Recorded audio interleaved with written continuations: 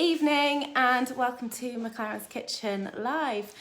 So for all you lockdown moms that have been stuck, we thought we would do a little bit of cooking together. So we decided to do something really simple and easy, which is chocolate brownies. Robin is eating the brownies, so I've got my little helper Robin to help us along. It's really quick, simple and easy to do. You don't need that many ingredients. So we have some chocolate chips, we've got some flour with some baking powder in, and I've got some brown and white sugar in here, and we just need some butter and 2 eggs. I will put all the recipes up and the quantities after just to help you, but we just thought we'd give you a little go and show you how simple it is to do. So firstly, what we've done is we've melted 100 grams of butter in this bowl here. So Robin's going to add the chocolate. I like to use dark chocolate, but for kids sometimes they like the milk chocolate. So, and you can do this with white chocolate and that would make a blondie. So Robin's going to add that into there and just give that a stir around, darling. So you give that a stir. So that, because it's the melted butter, that really simply just melts in. Go down and you stir.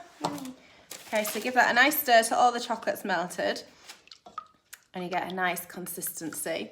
Obviously the darker chocolate does give it that really luxurious texture to it. So to that we're going to add the brown and white sugar. So that's 100 grams each of that. So give that a good whisk. So you want it all just to melt nicely down. Quick, quick, quick. That's it, and keeping it while it's warm. You can do it on the hob if you wanted, so you could warm all of these ingredients together on the hob, but if you've just got, you know, you can microwave the butter, which is really easy to do, and then add all the ingredients in. So you just wanted a nice consistency. So Robin's got that really nicely whisked down, so as you can see. Just get the little lumpy lumps of the sugar. So you wanted it all melted in. Why does it have to be brown and white sugar? Because that gives it the nice texture and the nice, you know, the caramelisation when you're doing the brownies. So that's really good. So then what we've done, you take that, darling, we've got 2 eggs that we've just beaten together. And if you are going to do this on the heat, to melt these together, make sure this cools slightly before you add the eggs because the eggs can curdle. So if you add the eggs, I'll get a whisk. Should I just add them in one go? Yeah, all eggs in one big glow. I don't know where my whisk's gone.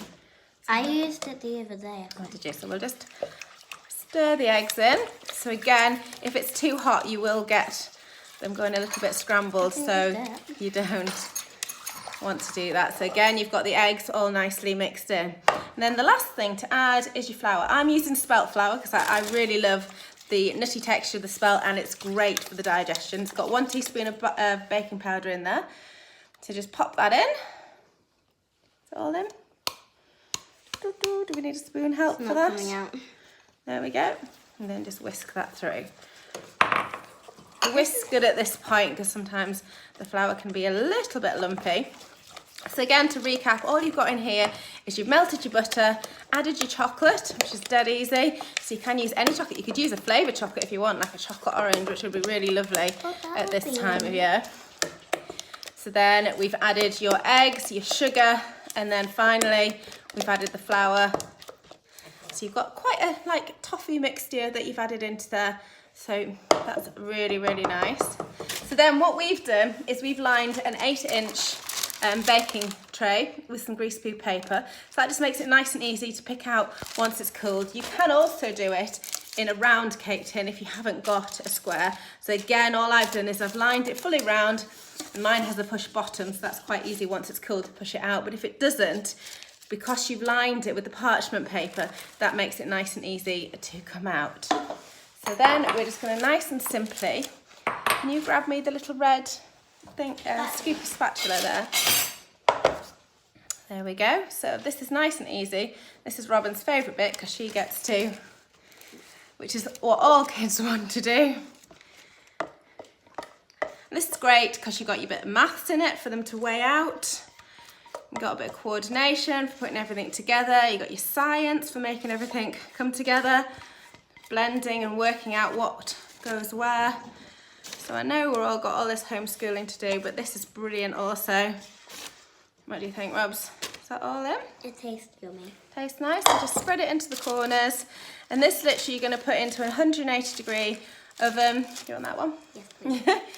And you can see it's all just nicely in. I'll put it in for about 10 to 15 minutes. You want to watch with brownies, you just want them to get that nice little crackling texture across the top. Then you leave them to cool for a good 10, 15, well, you want them to be nice and cool. You can pop them in the fridge if you want them quicker, then cut them into your slices and they're great to go. Depending on what you want to do, you can cut 12 out of this or 6, depending on how big and how much chocolate you would really like.